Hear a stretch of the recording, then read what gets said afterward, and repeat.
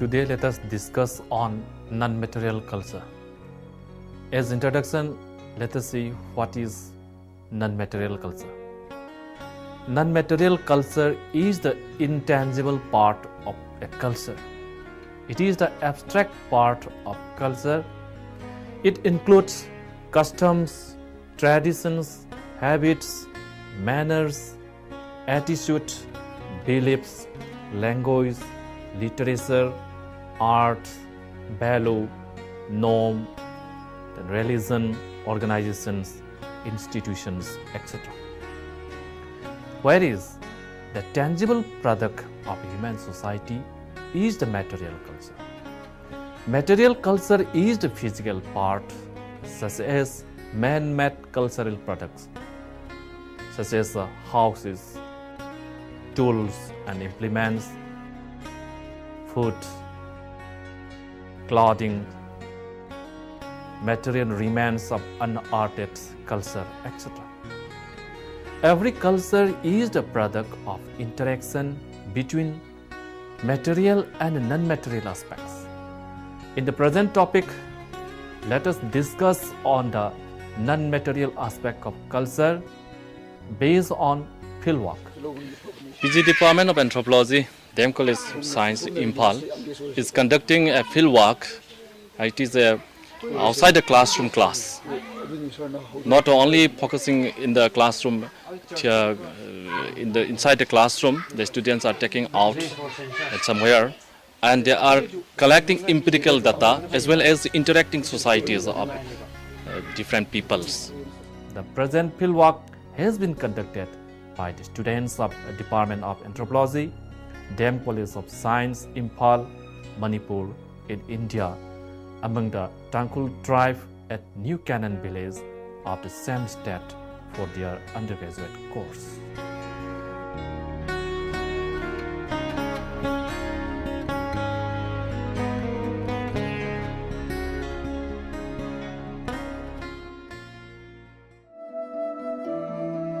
Now let us see what is meant by values and its relation to the non-material culture.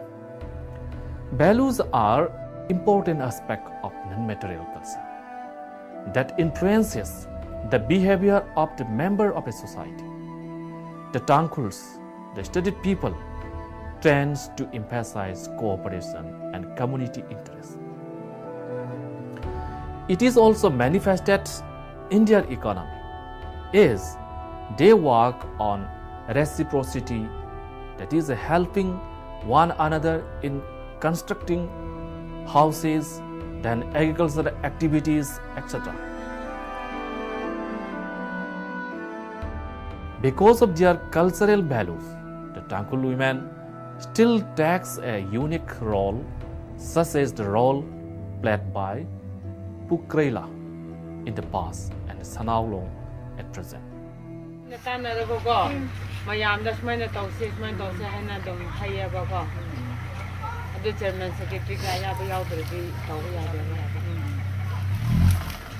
Membership membership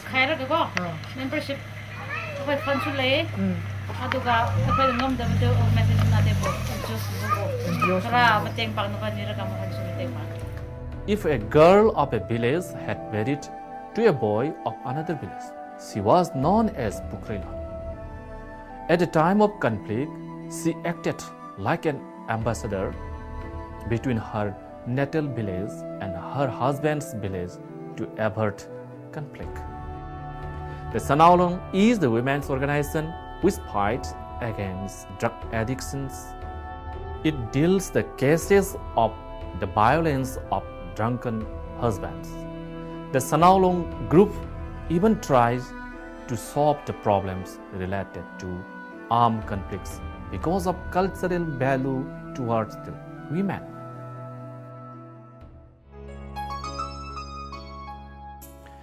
Then aesthetic value.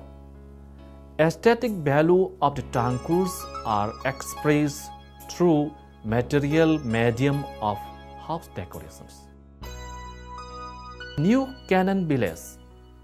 The vestige of art is depicted on the wooden memorial posts that conventionalize earning prestige by throwing public peace, as evidenced by the engraved mitoon and buffalo horns in realistic form. Beyond the idea of self and beauty, the Tangkhul society is much aware of moral goodness. The Tangkhul woman maintains a high standard of morality. They were honest, simple, and hospitality. For personalizing moral status, virginity was perfectly maintained among the girls. Each year, the girls had to make sacred declaration of virginity during the virgin dance. The virgin dance is a part of the festival known as Luira Phanit. Any girl who participates the dance deceiving her people is believed to bring bad luck in their harvest. Besides, avoiding participation in this dance by a girl means darkness of her status of virginity.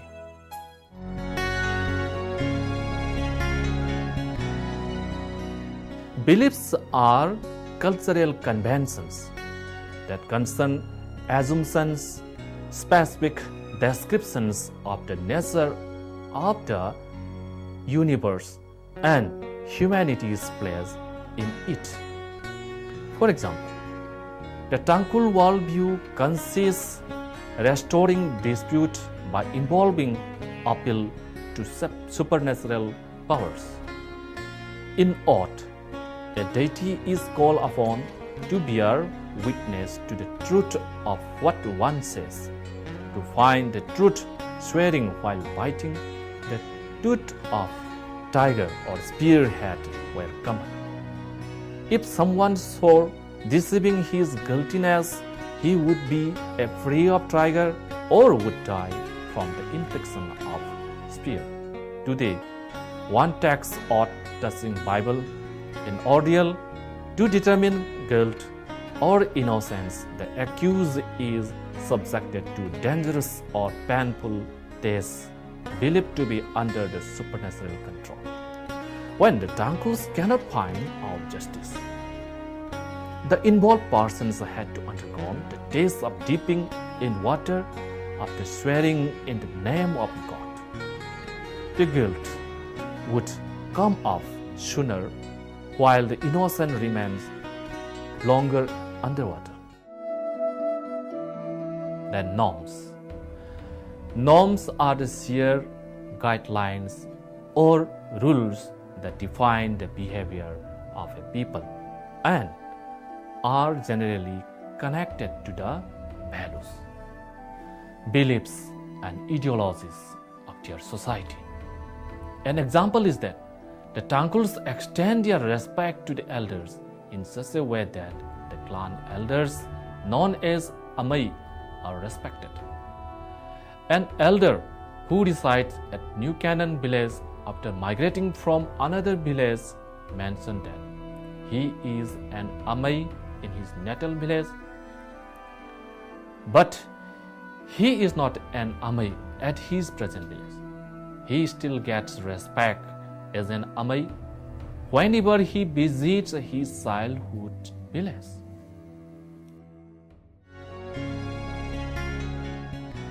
Social organization. Under this heading, first let us discuss on social division.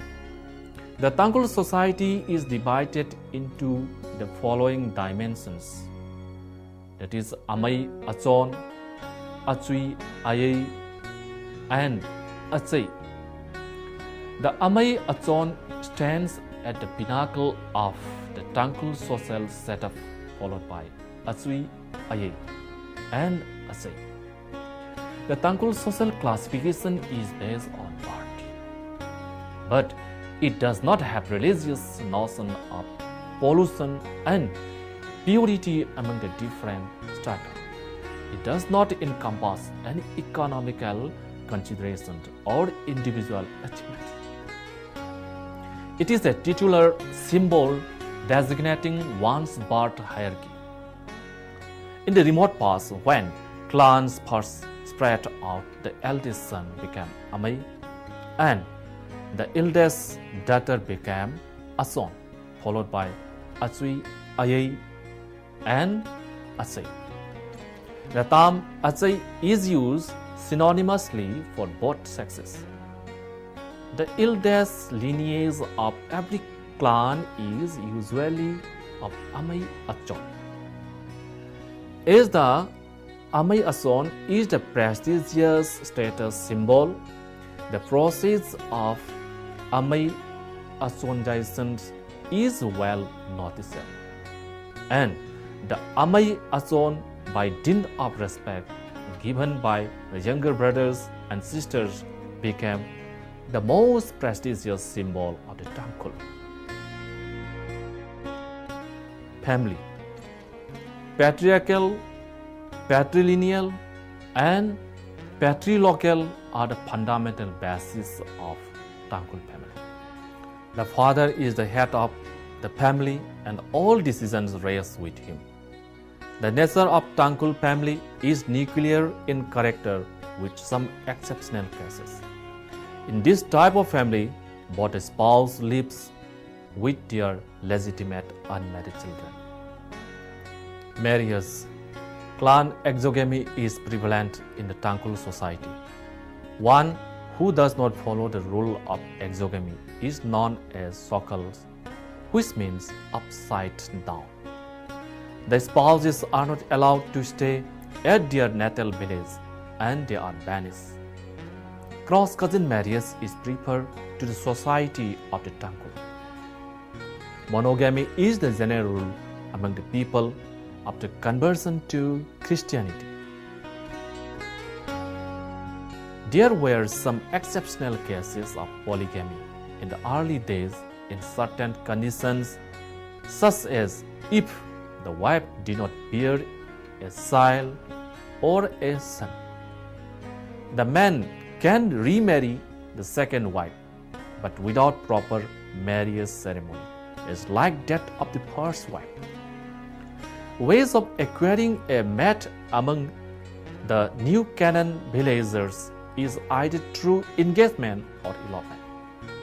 Sororate and levirate are sanctioned among the Tangkhul people. Engagement marriage, locally termed as Ngara Khangsit, is the ideal type of marriage. They arrange it with a grand feast by killing one buffalo. The groom presents a shawl called haura as a gift to his would-be father-in-law and one loincloth called kasan to his would-be mother-in-law. Marriage by elopement, this type of marriage is called khangasi and is also known as love marriage. If the girl's family agrees, they will get married. One buffalo has to be given to the girl's family as bride price.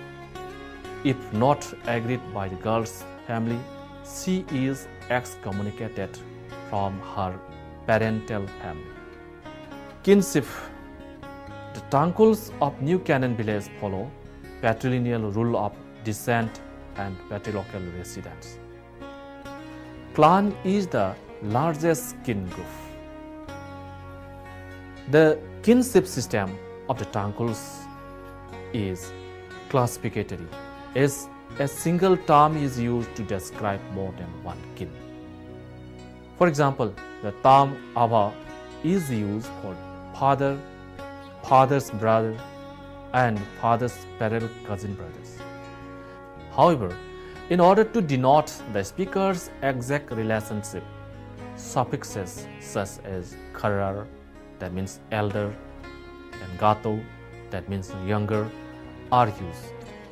For example, Ava kharar, father's elder brother, then Ava gato, father's younger brother. Then let us know about inheritance of property. Primogeniture is the fundamental rule of inheritance and succession. The eldest son inherits the lion's share of the family properties, followed by the second son, and so on. In this way, the youngest son usually gets a few properties without any land property. Women are generally not given any parental land properties. If the family has no male issue, the nearest of male kin inherits the property. In ideal norms, after the death of husband who had no male issue, the properties are to be looked after by his wife till her death. But in most cases, the nearest of the male kin, who is usually the younger brother of the deceased husband, makes the immediate claim and take possession of it, ignoring the wife of the deceased husband. Children take on the name of the father's clan. Traditionally, village-level polity rests on the authority headed by a hereditary chief assisted by clan representatives.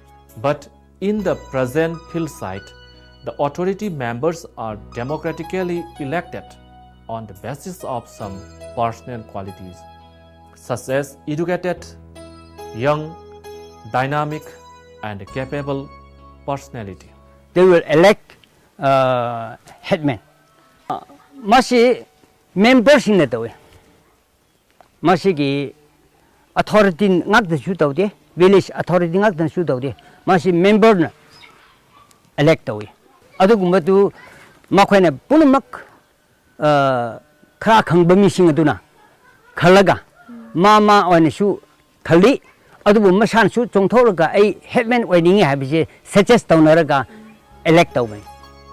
The tenure for village authority is of 3 years. It implies to change in their value system due to their nature of village setup. But still, women do not take part in polity. The wrongdoers are generally punished by imposing fine in case or kind or both according to their customary laws.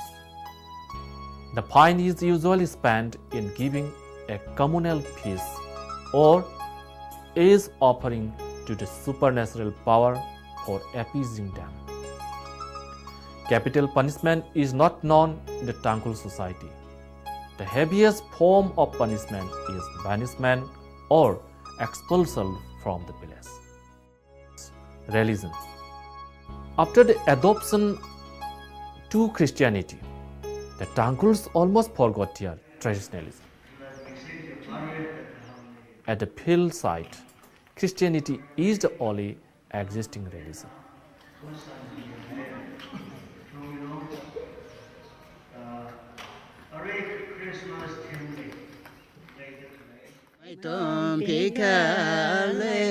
Non-material culture is the intangible part of a culture. It reflects the inward nature of man. It shapes its members' thought, feelings, and behaviors. Values, beliefs, and norms are important aspects of non-material culture. Changes on these aspects cause change to behavior. As observed at the present field site, change on value because of their change in religious faith from traditionalism to Christianity has brought various changes on their habit and behavior.